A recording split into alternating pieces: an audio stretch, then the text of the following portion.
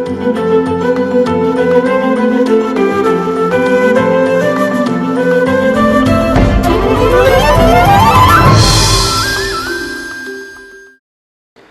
ന്യൂസിൻ്റെ മുഖാമുഖം പരിപാടിയിലേക്ക് എല്ലാ മാന്യ പ്രേക്ഷകർക്കും സ്വാഗതം. ഇന്ന് നമ്മോടൊപ്പമുള്ളത് ദീർഘകാലത്തെ രാഷ്ട്രീയ പരിചയവും നേരത്തെ panchayat president, CPIM area secretary, local secretary, CPMൻ്റെ ജില്ലാ കമ്മിറ്റി അംഗം, ഇപ്പോൾ വടക്കാഞ്ചേരി നഗരസഭ അധ്യക്ഷനുമായ ശ്രീ PN സുരേന്ദ്രനാണ്. അദ്ദേഹത്തിൻ്റെ രാഷ്ട്രീയ ജീവിതത്തെക്കുറിച്ചും നഗരസഭ നടത്തിയ വികസന പ്രവർത്തനങ്ങളെക്കുറിച്ചും അദ്ദേഹത്തോട് തന്നെ ചോദിക്കാം. നമസ്കാരം. ഒരുപാട് നാളത്തെ പൊതുപ്രവർത്തന പരിചയമുണ്ടല്ലോ. എങ്ങനെയാണ് ഈ രാഷ്ട്രീയ പ്രവർത്തകനാകണം എന്നൊരു ചിന്ത മനസ്സിൽ വന്നത്? ഞാൻ 1987 രാഷ്ട്രീയ പ്രവർത്തനം ആരംഭിക്കുന്നത്. കമ്മ്യൂണിസ്റ്റ് പാർട്ടിയുടെ CPIMൻ്റെ മെമ്പറാവുന്നത്, അതിനിടയ്ക്ക് DYFIയുടെ യൂണിറ്റ് സെക്രട്ടറി, പഞ്ചായത്ത് സെക്രട്ടറി, അതിനുശേഷം ബ്ലോക്ക് സെക്രട്ടറി, ജില്ലാ കമ്മിറ്റി അംഗം എന്ന രീതിയിലൊക്കെ തന്നെ DYFI രംഗത്ത് പ്രവർത്തിച്ചിരുന്നു. പാർട്ടി മെമ്പറാവുന്നത് നിലവിലുള്ള സാമൂഹ്യ സാഹചര്യത്തിൻ്റെ ഭാഗമായിട്ടാണ്. ഇവിടെ അന്ന് അല്ലെങ്കിൽ നിലവിലുള്ള കേരളത്തിലെ ആദ്യത്തെ ഭരണം 57 കമ്മ്യൂണിസ്റ്റ് ഗവൺമെൻറ്റിൻ്റെ EMS ഗവൺമെൻറ്റിൻ്റെ പ്രവർത്തനങ്ങൾ, അതിൻ്റെ ഭാഗമായി നമ്മുടെ സമൂഹത്തിനകത്തെ പാവപ്പെട്ട ആളുകൾക്ക് ഭൂപരിഷ്കരണത്തിൻ്റെ ഭാഗമായി ജന്മിത്തം അവസാനിപ്പിച്ച് പാട്ടക്കാർക്കും കുടിയാന്മാർക്കും ഭൂമി കൊടുക്കാൻ ആവശ്യമായിട്ടുള്ള സാഹചര്യങ്ങൾ ഒരുക്കിയത്, അങ്ങനെ തുടങ്ങിയ ഒട്ടനവധി ചരിത്രങ്ങളെ സംബന്ധിച്ചുള്ളൊരു വ്യക്തത ഉണ്ടാക്കിയതിന് ശേഷമാണ് നമ്മുടെ സമൂഹത്തെ രക്ഷിക്കാൻ ഇന്നത്തെ സാഹചര്യത്തിൽ കമ്മ്യൂണിസ്റ്റ് പാർട്ടിക്ക് മാത്രമേ കഴിയൂ എന്നൊരു കാഴ്ചപ്പാടിൻ്റെ ഭാഗമായിട്ടാണ് കമ്മ്യൂണിസ്റ്റ് പാർട്ടിയിൽ അംഗമാകാനും അതിൻ്റെ ഭാഗമായി വർഗബഹുജന സംഘടനാ പ്രവർത്തനം നടത്താനും ഇന്നത്തെ ഒരു രീതിയിലേക്ക് എത്തിച്ചേരാനും കഴിഞ്ഞിട്ടുള്ളത്. പൊതുവെ ഒരു ഇടതുപക്ഷ രാഷ്ട്രീയ പ്രവർത്തകൻ എന്ന് പറഞ്ഞാൽ സമരങ്ങളോടൊപ്പമുള്ള ഒരു ജീവിതമാണ്. അപ്പോൾ സമരം, അതുപോലെ തന്നെ അതിനോടൊപ്പമുള്ള പൊതുപ്രവർത്തനം, വീട്ടിൽ നിന്ന് എങ്ങനെയായിരുന്നു അതിനുള്ളൊരു സപ്പോർട്ട് ഉണ്ടായിരുന്നു? സാധാരണ ഒരു പൊതുപ്രവർത്തകനാകുമ്പോൾ എൻ്റെ മകൻ അല്ലെങ്കിൽ എൻ്റെ മകൾ ഈ വഴിക്ക് പോകണ്ട എന്നുള്ള മാതാപിതാക്കൾക്കൊരു കാഴ്ചപ്പാടുണ്ടാവും. അങ്ങനെ വീട്ടിൽ നിന്നൊരു സപ്പോർട്ട് ഉണ്ടായിരുന്നോ, അതോ വീട്ടുകാർ പൊതുവെ എതിർത്തിരുന്നോ? വീട്ടിൽ നിന്ന് വലിയ സപ്പോർട്ടൊന്നുമില്ല. അച്ഛൻ ഗുരുവായൂർ ദേവസ്വം ബോർഡിൻ്റെ അവിടുത്തെ ജീവനക്കാരനായിരുന്നു. അച്ഛൻ ഇടതുപക്ഷ രാഷ്ട്രീയക്കാരനായിരുന്നോ? അങ്ങനെ പറയാൻ പറ്റില്ല.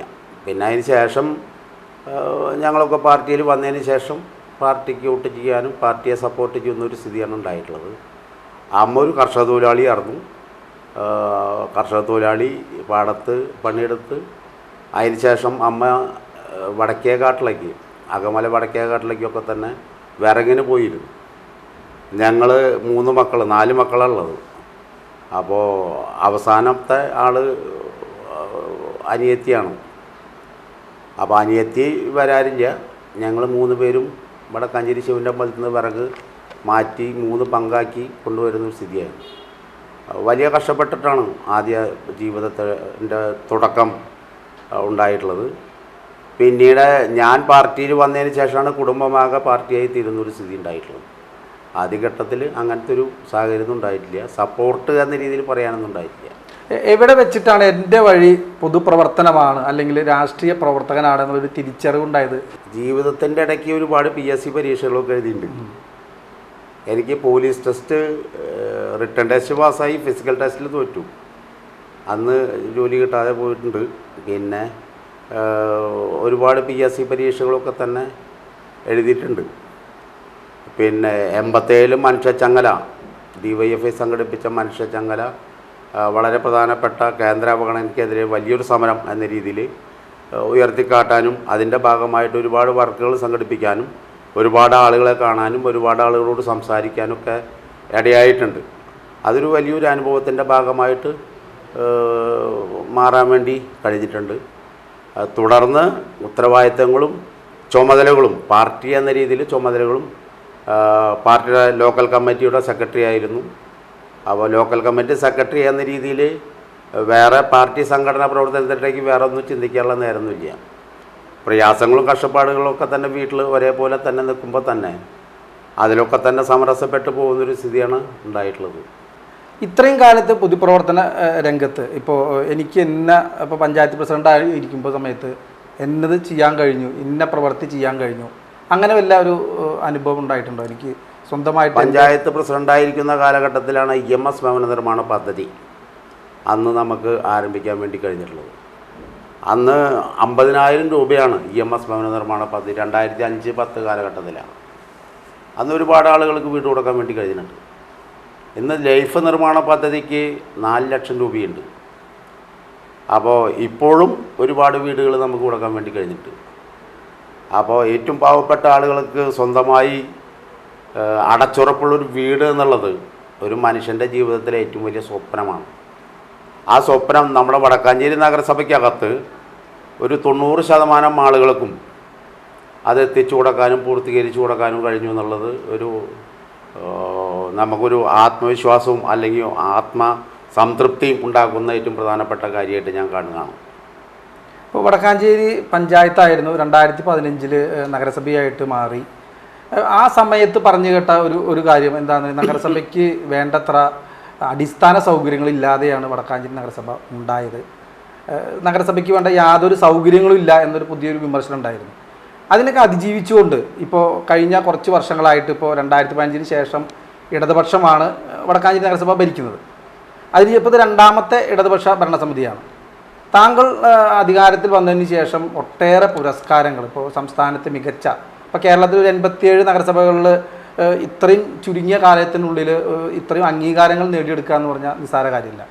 അപ്പോൾ ഈ പുരസ്കാരങ്ങൾക്ക് വേണ്ടി നഗരസഭയുടെ എന്നുള്ള അർത്ഥത്തിൽ എന്തൊക്കെ പ്രവർത്തനങ്ങൾ നടത്തി, അല്ലെങ്കിൽ എങ്ങനെയാണ് ഈ പുരസ്കാരങ്ങൾ അടുത്തേക്ക് എത്തിയത്? നഗരസഭയുടെ പ്രായം ഇപ്പോൾ 9 വർഷമാണ്, 9 വർഷമാണ്. കേരളത്തിൽ ഒരുപാട് നഗരസഭകൾ 150 വർഷം 100 വർഷമൊക്കെ തന്നെ എത്തിയ ഒരുപാട് നഗരസഭകളുണ്ട്.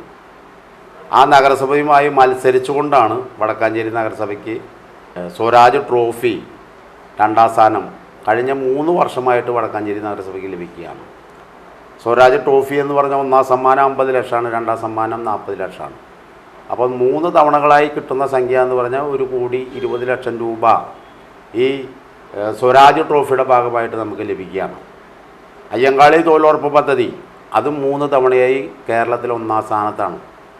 അയ്യങ്കാളി തൊഴിലുറപ്പ് പദ്ധതി എന്ന് പറഞ്ഞാൽ സ്റ്റേറ്റ് ഗവൺമെൻറ്റിൻ്റെ പദ്ധതിയാണ്. ദേശീയ ഗ്രാമീണ തൊഴിലുറപ്പ് പദ്ധതി ഗ്രാമപഞ്ചായത്തുകൾക്കാണ്. അങ്ങനെ 96-ൽ സഖാവ് VS-ൻ്റെ ഗവൺമെൻറ് കാലഘട്ടത്തിലാണ് സ്റ്റേറ്റ് ഗവൺമെൻറ്റിൻ്റെ സ്റ്റേറ്റ് ഫണ്ട് ഉപയോഗപ്പെടുത്തിക്കൊണ്ട് മഹാത്മാ അയ്യങ്കാളി തൊഴിലുറപ്പ് പദ്ധതി ആരംഭിക്കാനും സെയിം NREGS-ൻ്റെ പോലെ തന്നെ ദേശീയ ഗ്രാമീണ തൊഴിലുറപ്പ് പദ്ധതി പോലെ തന്നെ സ്റ്റേറ്റിലെ അർബൻ ഏരിയയിലത്തെ മുനിസിപ്പൽ നഗരസഭ ഏരിയയിലത്തെ പാവപ്പെട്ട ആളുകളുടെ ദാരിദ്ര്യ നിർമ്മാർജ്ജനത്തിന് വേണ്ടി കേരളത്തിലെ ഗവൺമെൻറ് ഉണ്ടാക്കിയിട്ടുള്ള പദ്ധതിയാണ്. അത് കേരളത്തിൽ മാത്രമല്ലോ, വേറെ മറ്റു ഒരു സ്റ്റേറ്റിലും ഈ അയ്യങ്കാളി തൊഴിലുറപ്പ് പദ്ധതി ഇല്ല. അതിൽ 3 തവണയായിട്ട് ഏറ്റവും കൂടുതൽ സംഖ്യ ചെലവഴിച്ച ഏറ്റവും കൂടുതൽ പദ്ധതി നടപ്പിലാക്കിയ നഗരസഭ എന്ന രീതിയിൽ നമുക്ക് 1ാം സ്ഥാനം, വടക്കാഞ്ചേരി നഗരസഭയ്ക്ക് 1ാം സ്ഥാനം ലഭ്യമാക്കാൻ വേണ്ടി കഴിഞ്ഞിട്ടുള്ളൂ. നേരത്തെ ചോദിച്ച പോലെ 2015 നഗരസഭ രൂപീകരിക്കുമ്പോൾ യാതൊരു അടിസ്ഥാന സൗകര്യങ്ങളും ഇവിടെ ഉണ്ടായിരുന്നില്ല. വടക്കാഞ്ചേരിയും മുണ്ടത്തിക്കോടും കോൺഗ്രസ്സാണ് ഭരിച്ചിരുന്നത്. അവിടെ അജിത് കുമാറും ഇവിടെ സിന്ധു സുബ്രഹ്മണ്യനാണ് ഭരിച്ചിരുന്നത്. വടക്കാഞ്ചേരി MLA ഉണ്ടായിരുന്നത് ശ്രീ CM ബാലകൃഷ്ണനാണ്. അപ്പോൾ അദ്ദേഹത്തിന് നേരിടുന്ന ഒരു രാഷ്ട്രീയ തീരുമാനമാണ് വടക്കാഞ്ചേരി പഞ്ചായത്തിനും മുണ്ടത്തിക്കോട് പഞ്ചായത്തിനെയും മുനിസിപ്പാലിറ്റി ആക്കാൻ വേണ്ടിയിട്ടുള്ള തീരുമാനം രാഷ്ട്രീയ തീരുമാനമാണ്. ആ രാഷ്ട്രീയ തീരുമാനത്തിൽ വ്യത്യസ്ത അഭിപ്രായങ്ങളൊക്കെ തന്നെ ഉണ്ടായിരുന്നു. പക്ഷേ പ്രഖ്യാപനം വന്നു. പ്രഖ്യാപനം വന്നതിന് ശേഷം അന്നത്തെ തദ്ദേശ സ്വയംഭരണ വകുപ്പ് മന്ത്രി മഞ്ഞളാംകുഴി അജിയാണ്. അദ്ദേഹം വടക്കാഞ്ചേരി വായനശാലയിൽ വന്ന് പ്രഖ്യാപനം നടത്തി. ഇവിടേക്ക് ആവശ്യമായ 20 കോടി രൂപ പ്രാഥമിക പ്രവർത്തനങ്ങൾ എന്ന് പറഞ്ഞ മുനിസിപ്പൽ ഓഫീസ്, മുനിസിപ്പൽ ഉദ്യോഗസ്ഥന്മാർ, ഒരു സ്പെഷ്യൽ ഉദ്യോഗസ്ഥനെ, എക്സിക്യൂട്ടീവ് ഉദ്യോഗസ്ഥനെ നിയമിക്കണം ഇവിടുത്തെ കാര്യങ്ങളൊക്കെ തന്നെ നിയന്ത്രിക്കാൻ വേണ്ടി. അതൊക്കെ തന്നെ പ്രഖ്യാപനം നടത്തിപ്പോയി. ഇവിടെ 2015 നടന്ന തെരഞ്ഞെടുപ്പിൽ 2 സ്ഥലത്തും വടക്കാഞ്ചേരി നഗരസഭയിൽ നല്ല ഭൂരിപക്ഷത്തിൽ ഇടതുപക്ഷത്തിൻ്റെ കൗൺസിലർമാർ ജയിച്ചു വന്നു. അങ്ങനെ ഇടതുപക്ഷത്തിൻ്റെ ഭരണസമിതി വന്നു. ഭരണസമിതി ഇടതുപക്ഷത്തിൻ്റെ ഭരണസമിതി വന്നപ്പോൾ ആ ഭരണസമിതിയോടൊരു വൈരാഗ്യ അല്ലെങ്കിൽ ശത്രുക്കളെ പോലെയുള്ള നിലപാടാണ് അന്നത്തെ കേരളത്തിലെ ഗവൺമെൻറ് സ്വീകരിച്ചത്. CN ഉൾപ്പെടെയുള്ള ആൾക്കാർ വടക്കാഞ്ചേരി ഉണ്ടായിരുന്നു. അന്ന് ഈ മുനിസിപ്പൽ ഓഫീസ് ഇപ്പോൾ നിൽക്കുന്ന സ്ഥലത്താണ് അന്ന് ഗ്രാമപഞ്ചായത്തിൻ്റെ ഓഫീസ് ഉണ്ടായിരുന്നു. ഗ്രാമപഞ്ചായത്തിൻ്റെ ഓഫീസ് എന്ന് പറഞ്ഞാൽ 41 കൗൺസിലർമാർക്ക് ഒരുമിച്ചിരുന്ന് അന്ന് 18 മെമ്പർമാരാണ് പഞ്ചായത്തിലുണ്ടായിരുന്നത്. ആ 18 മെമ്പർമാർക്ക് ആവശ്യമായിട്ടുള്ള ടേബിളും കസാരയും ഏർപ്പാടും മാത്രമേ ഉണ്ടായിരുന്നുള്ളൂ. ആ 18 പേര് ഇരിക്കുന്ന സ്ഥലത്താണ് 41 പേര് ഇരുന്ന് ഈ മീറ്റിങ്ങുകളും മറ്റു കാര്യങ്ങളൊക്കെ തന്നെ നടത്തിയായിരുന്നു. വലിയ പ്രയാസമായിരുന്നു. 3 വരിയായിട്ടാണ് ആൾക്കാർ ഇരുന്നിരുന്നത്. ഒരു കാര്യം പോലും വർത്തമാനം പറയാനോ കയ്യും കാലും നീട്ടാൻ പോലും കഴിയാത്തൊരവസ്ഥയായിരുന്നു. 2016 ഇടതുപക്ഷ ജനാധിപത്യ മുന്നണിയുടെ ഗവൺമെൻറ് വന്നു. ആ ഗവൺമെൻറ്റിലെ അന്നത്തെ സഹകരണ മന്ത്രിയായിരുന്നു AC മൊയ്തീൻ. വടക്കാഞ്ചേരി മുൻ MLA ആയിരുന്ന AC മൊയ്തീൻ അന്ന് കുന്നംകുളത്താണ് മത്സരം. അദ്ദേഹത്തിൻ്റെ നേതൃത്വത്തിൽ വടക്കാഞ്ചേരി പോലീസ് സ്റ്റേഷന് മുന്നിലുള്ള ഓഫീസ് സമുച്ചയം ഒരു ഫ്ലോറ് വടക്കാഞ്ചേരി നഗരസഭയ്ക്ക് അനുവദിച്ചു തന്നു. ഇവിടെ നിന്ന് പഴയ പഞ്ചായത്ത് ഓഫീസിൽ നിന്ന് ഓഫീസിൻ്റെ പ്രവർത്തനം അങ്ങോട്ട് മാറി. അതിനുശേഷം ഫലപ്രദമായിട്ട് നമുക്ക് പ്രവർത്തിക്കാൻ കഴിഞ്ഞു. തുടർന്ന് സ്വന്തമായൊരു ഓഫീസ്, മുനിസിപ്പൽ ഓഫീസ് എന്ന രീതിയിൽ ഇവിടെ ഓഫീസ് നിർമ്മിക്കുന്നതിന് വേണ്ടി ഗവൺമെൻറ് 3 കോടി രൂപ നമുക്ക് അനുവദിച്ചു തന്നു. തുടർന്ന് പ്രവർത്തനങ്ങളൊക്കെ തന്നെ ഫലപ്രദമായി നമുക്ക് മുന്നോട്ട് പോകാൻ വേണ്ടി കഴിഞ്ഞിട്ടുണ്ട്. അപ്പോൾ ആദ്യഘട്ടത്തിലെ നിലവിലുണ്ടായിരുന്ന ബാലാരിഷ്ടതകളൊക്കെ തന്നെ ഘട്ടം ഘട്ടമായി പരിഹരിക്കാൻ വടക്കാഞ്ചേരി നഗരസഭയുടെ ഭരണസമിതിക്ക് കഴിഞ്ഞിട്ടുണ്ട്. അന്നത്തെ പ്രധാനപ്പെട്ട പ്രശ്നം എന്താണെന്ന് നോക്കിയപ്പോൾ ഇവിടെ വീടില്ലാത്ത ആളുകൾ ഭൂരിപക്ഷം ആളുകളെന്ന് മനസ്സിലായി. അവർക്ക് വീട് വെച്ച് കൊടുക്കാൻ ആവശ്യമായിട്ടുള്ള പദ്ധതി, ലൈഫ് നിർമ്മാണ പദ്ധതിയുമായി ബന്ധപ്പെട്ടുകൊണ്ട് ഗവൺമെൻറ്റുമായി ചർച്ച ചെയ്തുകൊണ്ട് അന്ന് മുതൽ തുടങ്ങിയ പ്രവർത്തനം, ലൈഫിൻ്റെ പ്രവർത്തനം ഇന്നും പൂർത്തീകരിക്കാൻ വേണ്ടി നമുക്ക് കഴിഞ്ഞിട്ടില്ല. ഇനി ആളുകൾക്ക് വീട് കൊടുക്കാനുണ്ട്. അവർക്ക് വീട് കൊടുക്കാൻ ആവശ്യമായിട്ടുള്ള പദ്ധതി ആവിഷ്കരിച്ചു കൊണ്ടിരിക്കുകയാണ്. ഇപ്പം നിലവിൽ 1610 ആളുകൾക്ക്, നമുക്ക് 2100 ആളുകൾ എഗ്രിമെൻറ്റ് വെച്ചിട്ടുണ്ട്. 1610 പേര് ഇവിടെ വീട് പണി പൂർത്തീകരിച്ചിട്ടുണ്ട്. കേരളത്തിലെ ഏറ്റവും കൂടുതൽ വീട് കൊടുത്ത നഗരസഭ വടക്കാഞ്ചേരി നഗരസഭയാണ്. ഇപ്പോൾ വടക്കാഞ്ചേരി നഗരസഭയാണ് കൂടുതൽ വീട് നൽകിയത്. അപ്പം അങ്ങനെയൊക്കെ ആണെങ്കിലും ഇപ്പോൾ നമ്മുടെ കേരളത്തിൽ പൊതുവെ ഒരു വിവാദ വിഷയമായിരുന്നു ലൈഫ് മിഷൻ ഫ്ലാറ്റുമായി ബന്ധപ്പെട്ട്. അപ്പോൾ ഇത്ര കൂടുതൽ വീട് നൽകിയ ഒരു നഗരസഭ ആണെങ്കിൽ പോലും ആ നേട്ടങ്ങളെ അല്ലെങ്കിൽ വിവാദത്തിൻ്റെ രീതിയിൽ പൊതുസമൂഹം സമീപിച്ച ഒരു കാര്യമായിരുന്നു ഒരു ലൈഫ് മിഷൻ ഫ്ലാറ്റ്. ഇപ്പോഴത്തെ ആ ലൈഫ് മിഷൻ ഫ്ലാറ്റിനെ കുറിച്ച് എന്താണ് പറയാനുള്ളത്? അല്ലെങ്കിൽ അന്നത്തെ ആ വിവാദങ്ങളുടെ പശ്ചാത്തലത്തിൽ എന്തെങ്കിലും കൂടുതലായിട്ട് പറയാനുണ്ടോ? ലൈഫ് നിർമ്മാണ പദ്ധതിയുമായി ബന്ധപ്പെട്ടുകൊണ്ട് അന്ന് AC മൊയ്തീൻ അതിൻ്റെ ഇടയ്ക്ക് തദ്ദേശ സ്വയംഭരണത്തിൻ്റെ ചുമതലയെടുത്തു. അങ്ങനെയാണ് വടക്കാഞ്ചേരി നഗരസഭ ഉൾപ്പെടുന്ന ഈ പ്രദേശത്ത് റവന്യൂ വകുപ്പിൻ്റെ സ്ഥലം മുനിസിപ്പാലിറ്റി ഉൾപ്പെടുത്തിക്കൊണ്ട് അവിടെ ലൈഫ് നിർമ്മാണ പദ്ധതിയുടെ ഭാഗമായി 141 വീടുകൾ, ഫ്ലാറ്റ് നിർമ്മിക്കാൻ വേണ്ടി തീരുമാനിച്ചത്. ഫ്ലാറ്റ് നിർമ്മാണം ആരംഭിച്ചു. ഒരുപാട് പരാതികൾ ഫ്ലാറ്റ് നിർമ്മാണത്തിൻ്റെ ഭാഗമായി ഉന്നയിച്ചിരുന്നു. ആ ഉന്നയിച്ച പരാതികളൊക്കെ തന്നെ, പരാതികൾ എന്ന് പറഞ്ഞാൽ അത് ആവശ്യത്തിന് ബലമില്ല, കമ്പിയല്ല ഇട്ടക്കണത്, ഓമക്കമ്പാണ് ഇട്ടക്കണമെന്നൊക്കെ പറഞ്ഞിട്ട് ആരോപണങ്ങൾ.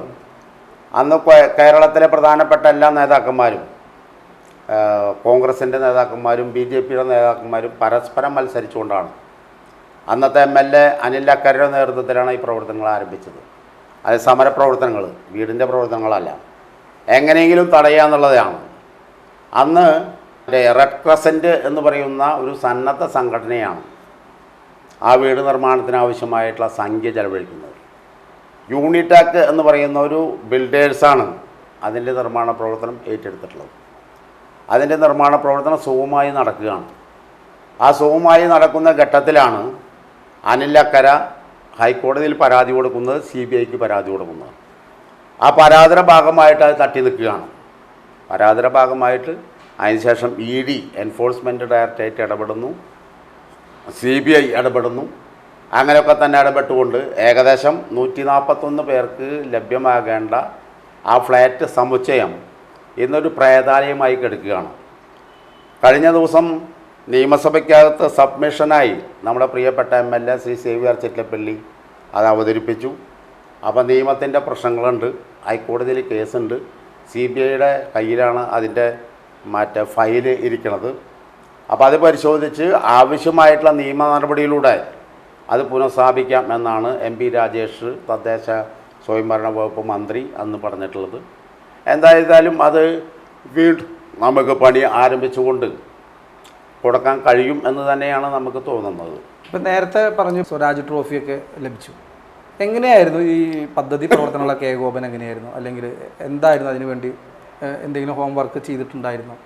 21, 22, 22, 23, 23, 24. കാരണം തുടർച്ചയായിട്ട് ഒരു നഗരസഭയ്ക്ക് അവാർഡ് കിട്ടുക എന്ന് പറഞ്ഞാൽ നിസ്സാര കാര്യമല്ല. അതാണ് കുഴപ്പം. മുമ്പ് തുടർച്ച ഇത് ഈ അവാർഡ് കിട്ടിയപ്പോൾ പറഞ്ഞായിരുന്നു ആളുകളെ സ്വാധീനിച്ചിട്ട് അവാർഡ് കിട്ടുക എന്നാണ് പറഞ്ഞിരുന്നത്.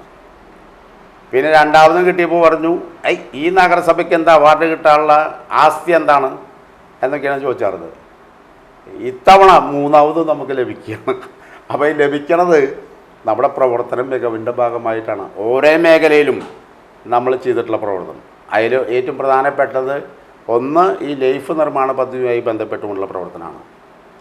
മറ്റൊന്ന് അതിദരിദ്രരെ കണ്ടെത്തിക്കൊണ്ട് അവരെ അതിദരിദ്രരെ സമൂഹത്തിൻ്റെ മുന്നിലേക്ക് എത്തിക്കാൻ ആവശ്യമായിട്ടുള്ള മൈക്രോ പ്ലാൻ തയ്യാറാക്കിയത് വടക്കാഞ്ചേരി നഗരസഭയാണ്. അപ്പോൾ കേരളത്തിലെ മാതൃകയാവുന്ന രീതിയിലുള്ള മൈക്രോ പ്രോജക്റ്റ് വടക്കാഞ്ചേരി നഗരസഭ തയ്യാറാക്കുന്നു. അതിൻ്റെ ഭാഗമായി കേരളത്തിനകത്ത് അത് മുഴുവൻ വ്യാപിപ്പിക്കുന്നു. ഇപ്പോൾ കഴിഞ്ഞ ദിവസം നമുക്കറിയാം ഇന്ത്യ രാജ്യത്ത് ആകമാനം നീതി ആയോഗ് ഒരു സർവേ നടത്തി. ആ സർവേ നടത്തിയത് 64,006 പേരാണ് കേരളത്തിനകത്തുള്ളത്. 0.5 താഴെ 0.5% താഴെ ആളുകളുള്ളത്. അപ്പം നമ്മുടെ നഗരസഭയിൽ എത്ര അതിദരിദ്രർ കണ്ടെത്തിയിട്ടുണ്ടോ? പൊതുവെ നമ്മുടെ നഗരസഭയിൽ 91 പേരാണ് കണ്ടെത്തിയത്. ആ 91 പേരിൽ അവർക്ക് ആവശ്യമായിട്ടുള്ള എല്ലാ സംവിധാനം ചെയ്യുകയാണ്. മാനസിക വിഭ്രാന്തിയുള്ള ആൾക്കാരുണ്ട്, വീടില്ലാത്ത ആൾക്കാരുണ്ട്, റിപ്പയർ ചെയ്യേണ്ട ആൾക്കാരുണ്ട്, തൊഴിൽ വേതനം ലഭ്യമാക്കാൻ ആവശ്യമായ രീതിയിൽ തൊഴിലില്ലാത്ത ആൾക്കാരുണ്ട്. അവരൊക്കെ തന്നെ അഡ്രസ്സ് ചെയ്യാൻ കഴിയാവുന്ന രീതിയിലുള്ള പ്രോജക്റ്റുകൾ വെച്ചിട്ടുണ്ട്. അതിൽ കച്ചവടത്തിന് ആവശ്യമായിട്ടുള്ള പെട്ടിക്കടകൾ വേണമെന്ന് പറഞ്ഞ ആൾക്കാരുണ്ട്, തൊഴിലുമായി ബന്ധപ്പെട്ടുകൊണ്ട് തയ്യൽ മെഷീൻ വേണം എന്ന് പറഞ്ഞ ആൾക്കാരുണ്ട്, ഉപജീവനത്തിൻ്റെ ഭാഗമായി ആട് വേണമെന്ന് പറഞ്ഞവർക്ക് ആട് കൊടുത്തിട്ടുണ്ട്, ആടും കൂടും പദ്ധതിയുടെ ഭാഗമായിട്ട് കുറേ ആൾക്കാർക്ക് കൊടുത്തിട്ടുണ്ട്, കോഴിയും കൂടും പദ്ധതിയുടെ ഭാഗമായിട്ട് കുറേ ആൾക്കാർക്ക് കൊടുത്തിട്ടുണ്ട്. ചികിത്സയുമായി ബന്ധപ്പെട്ടുകൊണ്ട് ചികിത്സിക്കാൻ ആവശ്യമായിട്ടുള്ള സൗകര്യം നഗരസഭ സ്ഥിരമായിട്ടുണ്ടാക്കാൻ ആവശ്യമായിട്ടുള്ള രീതിയിൽ കൊടുക്കുന്നുണ്ട്. എല്ലാ മാസവും അവർക്ക് ഭക്ഷ്യക്കിറ്റ് കൊടുക്കുന്നുണ്ട്. ഭക്ഷ്യക്കിറ്റ്. ഇത്തരം പ്രവർത്തനങ്ങളൊക്കെ നടത്തുമ്പോഴും ഈ പ്രതിപക്ഷ ആരോപണങ്ങൾ എങ്ങനെയാണ് നോക്കിക്കാണുന്നത്? പ്രതിപക്ഷ ആരോപണം എന്ന് പറഞ്ഞാൽ ആരോപണം മാത്രമാണ്. പ്രതിപക്ഷം പ്രധാനമായിട്ട് പറയണത് ഫണ്ടുകൾ, അതായത് നഗരസഭയ്ക്ക് തനതായ ഫണ്ടില്ല, ഫണ്ടുകൾ നേടിയെടുക്കുന്നത്. ഇപ്പോൾ കേന്ദ്രത്തെ സംസ്ഥാന ഫണ്ടുകൾ നേടിയെടുക്കുന്നതിൽ വീഴ്ച വരുത്തുന്നു. ഈ അടുത്ത കാലത്ത് കേന്ദ്ര ഫണ്ടിൽ മുടക്കം വന്നു. ഇങ്ങനെയുള്ള ആരോപണങ്ങളൊക്കെ അതിനെക്കുറിച്ച് എന്താ പറയുള്ളത്? അസംബന്ധം പറയുകയാണ്. വടക്കാഞ്ചേരി നഗരസഭയുടെ ഭരണസമിതിയായിട്ട് ഒരു കാര്യത്തിലും അവരിതുവരെ സഹകരിച്ചിട്ടില്ല. ഞാൻ ഇപ്പം നഗരസഭയുടെ ചെയർമാൻ എന്ന രീതിയിൽ അവരുമായിട്ട് സഹകരിക്കണം എന്ന രീതിയിൽ അഭ്യർത്ഥിക്കുമ്പോൾ അപ്പോൾ ശരി എന്ന് പറഞ്ഞ് വർത്തമാനം പറഞ്ഞ് പോകാമെന്നല്ലാണ്ട് ഏതെങ്കിലും ഒരു കാര്യത്തിൽ ഇപ്പോൾ ചുരുക്കം പറഞ്ഞാൽ ഇപ്പോൾ കഴിഞ്ഞ ദിവസം ഇഫ്താർ വിരുന്ന് നടന്നു. അതിലെന്തൊട്ട് രാഷ്ട്രീയമുള്ളത്? എല്ലാ രാഷ്ട്രീയക്കാരെയും വിളിച്ചിട്ടുണ്ടായിരുന്നല്ലോ. കോൺഗ്രസിൻ്റെ ബ്ലോക്ക് പ്രസിഡൻ്റ് ആ യോഗ പരിപാടിയിൽ വന്നിട്ടുണ്ടായിരുന്നല്ലോ. ആശംസ അർപ്പിച്ചല്ലോ അദ്ദേഹം. പക്ഷേ ഭരണകക്ഷി അംഗങ്ങളായിട്ടുള്ള ചില ആൾക്കാർ വരില്ല എന്നുള്ള സമീപനം സ്വീകരിച്ച നമ്മളെന്താ മാർഗം? ഞാൻ ഭരണസമിതിയുടെ ചെയർമാനായി വന്നതിന് ശേഷം ഒരു കാര്യത്തിലും ഇവിടുത്തെ UDFൻ്റെ ആളുകൾ സഹകരിക്കുന്ന സ്ഥിതി ഞാൻ കണ്ടിട്ടില്ല. എന്തിൻ്റെ ഭാഗമായിട്ടാണ് സഹകരിക്കാത്തതെന്ന് മനസ്സിലാവുന്നില്ല. രാഷ്ട്രീയ പക്ഷപാതിത്വമൊക്കെ ഉണ്ടാവുമെന്ന് അഭിപ്രായങ്ങളൊക്കെ തന്നെ ഉണ്ടാവും. പക്ഷേ എന്തിനേയും എതിർക്കുക എന്നുള്ളൊരു സമീപനം. ഇപ്പോൾ കഴിഞ്ഞ ദിവസം ബഡ്ജറ്റ് പ്രസംഗത്തിൽ നമ്മൾ 3 ആളുകൾ വടക്കാഞ്ചേരി നഗരസഭയ്ക്ക് വീടില്ലാത്ത ആളുകൾക്ക് വീട് വെച്ച് കൊടുക്കാൻ വേണ്ടി ഏകദേശം 2 ഏക്കർ സ്ഥലം തന്നു, സംഭാവന തരികയാണ്. അതിലൊന്ന് അത്താണി നഗരസഭയുടെ കൗൺസിലറായിരുന്ന മണ്ടുംപാല, സേവ്യർ മണ്ടുംപാല. അദ്ദേഹം ഏകദേശം 30 സെൻറ്റ് സ്ഥലം, 30 സെൻറ്റ് സ്ഥലം എന്ന് പറഞ്ഞാൽ അവിടുത്തെ വാല്യുവേഷൻ എന്ന് പറഞ്ഞാൽ ഒരു സെൻറ്റ് സ്ഥലത്തിന് 3.5 ലക്ഷം രൂപയാണ്. നമ്മുടെ PSC ബാങ്കിൻ്റെ കോംപ്ലക്സിൻ്റെ പുറത്താണ്. 1 കോടി രൂപയുടെ മുതലാണ് നഗരസഭയ്ക്ക് തരുന്നത്. അത് ഫ്ലാറ്റ് വെച്ച് കൊടുക്കാൻ വേണ്ടിയാണ്. അപ്പുറത്ത് അമ്മാട്ടിക്കുന്നത്ത് 1 ഏക്കർ സ്ഥലം തന്നിട്ടുണ്ട്. ആര്യമ്പാടത്ത് ഏകദേശം 30 സെൻറ്റ് സ്ഥലം തന്നിട്ടുണ്ട്. ഇപ്പം ഇന്നലെ ഞാൻ ഒരു ടി വിയിൽ വെച്ച് നോക്കിയപ്പോൾ കോൺഗ്രസിൻ്റെ ഒരു നേതാവ് പറയണത് അത് അഴിമതി നടത്താൻ വേണ്ടിയിട്ടാണെന്നാണ്. പദ്ധതികൾ പ്രഖ്യാപിക്കുന്നുണ്ട്, പക്ഷെ പൂർത്തീകരിക്കാൻ കഴിയുന്നില്ല. പ്രഖ്യാപിച്ച ഓട്ടുപാറയിലെ മത്സ്യ മാർക്കറ്റ് അല്ലെങ്കിൽ ആധുനിക മാർക്കറ്റ് പ്രഖ്യാപിച്ചു, പക്ഷെ നടപ്പിലാക്കാൻ കഴിയുന്നില്ല. അതുപോലെ പുഴ നവീകരണവുമായി ബന്ധപ്പെട്ടുള്ള സ്ഥലം തിരിച്ചു പിടിക്കും, അത് എത്രയെന്ന് പറയുന്നില്ല. അങ്ങനെ കെടുകാര്യസ്ഥതയാണ്, അഴിമതിയാണെന്നാണ് പ്രതിപക്ഷം പറയുന്നത്. എന്താണ് അതിനെക്കുറിച്ച് പറയാനുള്ളത്? വടക്കാഞ്ചേരി പുഴ ഇപ്പോൾ പണി നടന്നുകൊണ്ടിരിക്കുകയാണ്. നിങ്ങൾ നോക്കിയാൽ അറിയാം. ഏകദേശം 1.10 1 ഏക്കർ 10 സെൻറ്റ് സ്ഥലം കഴിഞ്ഞ ഭരണസമിതിയുടെ കാലത്താണ് അളന്ന് തിട്ടപ്പെടുത്തി അവിടെ കുറ്റിവെച്ച് പോയിട്ടുള്ളത്. അതിൻ്റെ ലെവലൊക്കെയാണ് ഇപ്പോൾ പണിതുകൊണ്ടിരിക്കുന്നത്. 1.5 കോടി രൂപയുടെ നിർമ്മാണ പ്രവർത്തനം നടക്കുന്നത്. അത് തെക്കുംകര പഞ്ചായത്ത് വടക്കാഞ്ചേരി പഞ്ചായത്തിൻ്റെ ഭാഗമാണ്. മാക്സിമം സ്ഥലത്ത് ഈ സംഖ്യയ്ക്ക് ഒതുങ്ങാൻ കഴിയാവുന്ന സ്ഥലത്തുള്ള പ്രവർത്തനമാണ് ഇപ്പോൾ അവിടെ നടത്താൻ വേണ്ടി കഴിയുള്ളൂ. അതിപ്പോൾ നടന്നുകൊണ്ടിരിക്കുകയാണ്. അപ്പോൾ എന്ത് നടത്തിയാലാണല്ലോ കുഴപ്പമുള്ളൂ, നടത്തിയില്ലെങ്കിൽ വല്ല കുഴപ്പമുണ്ടോ? ഓട്ടുപാറയും അത്താണിയും മാർക്കറ്റ് അത് കിഫ്ബിയുടെ ഫണ്ട് ഉപയോഗപ്പെടുത്തിയാണ് നടത്തുന്നത്. അതിൻ്റെ നടപടിക്രമങ്ങൾ നടന്നുകൊണ്ടിരിക്കുകയാണ്. ഇപ്പോൾ DPR അംഗീകരിച്ചു കൊടുത്തിട്ടുണ്ട്.